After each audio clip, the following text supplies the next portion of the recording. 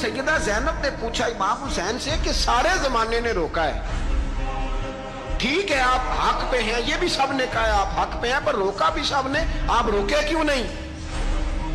تو ابن کثیر اور ابن اسیر لکھتے ہیں کہ امام حسین رو پڑے، کہنے لگے بہن میں رک جاتا پر میں نے رات کو نانا مصطفیٰ کو خواب میں دیکھا ہے۔ تو حضور نے فرمایا حسین اگر آج یہ رواج پڑ گیا نا یزید جیسے لوگوں کا تو قیامت تک پڑا رہے گا، پھر لوگ کہیں گے کوئی نکلا نہیں تھا تو ہمیں بھی نکلنا، پھر لوگ ظالموں کے سامنے گردنیں جھکانے کے عادی ہو جائیں گے۔ میں کہتا رہتا ہوں، کہہ رہا ہوں، کربلا کی جنگ کفر اسلام کی جنگ نہیں، کفر اسلام کی جنگ نہیں کربلا کی، کیونکہ یزید تو بڑا پکا نمازی تھا، خطبہ دیتا تھا وہ تو۔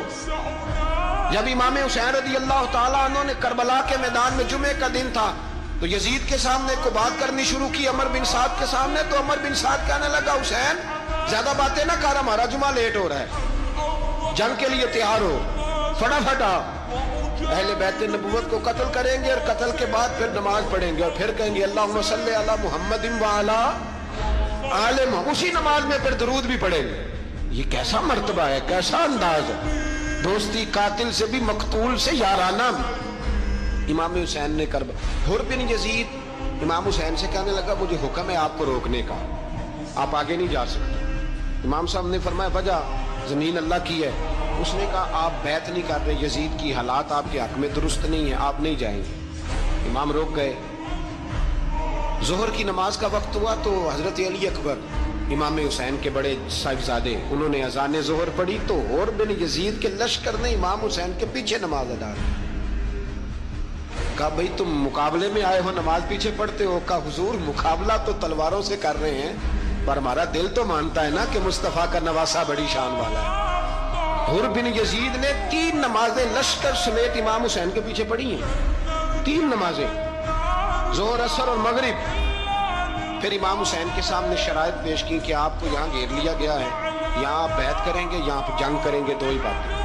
امام حسین نے فرمایا نہیں بھائی بیعت تو میں نہیں کرتا، اس کے علاوہ تم جو کہتے ہو میں کرنے کو تیار ہوں۔ اس نے خط لکھا، عبید اللہ ابن زیاد کو ایک بندہ دوڑایا پیچھے کوفے، چند میل پہ کوفہ تھا، کہا وہ نہیں مان رہے، کیا کرنا؟ تو حسین ابن علی ہے، میں زیادہ دیر انہیں روک بھی نہیں سکتا۔ انہوں نے پیغام دیا حر بن یزید کو کہ کرنا کچھ بھی نہیں، ان کا پانی بند کر دو، بلیک میل کرو، کھانا پانی نہیں ملے گا، چھوٹے چھوٹے بچے ہیں خود ہی مان جائیں۔ حضرت امام علی مقام کے بارے میں حر کے بعد جب یہ پیغام آیا تو حر کہنے لگا میری طبیعت نہیں مانتی حسین پر پانی بند کروں، دل نہیں مانتا۔ جب یہ لفظ کہے نا دوبارہ تو پھر عبید اللہ ابن زیاد نے عمر بن سعد کو 10,000 آدمی دے کے بھیجا، کہا حر بن یزید لچک دکھا رہا ہے حسین کے حق میں۔ ایک رے کا علاقہ تھا، بڑی وہاں فصل ہوتی تھی، لوگ کوشش کرتے تھے وہاں کا گورنر بننے کی، کوشش کرتے تھے۔ تو عبید اللہ ابن زیاد کہنے لگا تمہیں رے کی گورنری ملے گی، سب سے سرسبز و شاداب علاقہ، تمہیں وہاں کا گورنر بنایا جائے گا اگر حسین کے خلاف لڑو گے۔ یہ اتنی زبردست ہوتی ہیں گورنریاں کہ گورنریوں کے لیے لوگ نسل رسول کے خلاف بھی نکل آتے ہیں، یہ اتنی تگڑی ہوتی ہیں، اتنی جلدی وفاداریاں بدلتی ہیں۔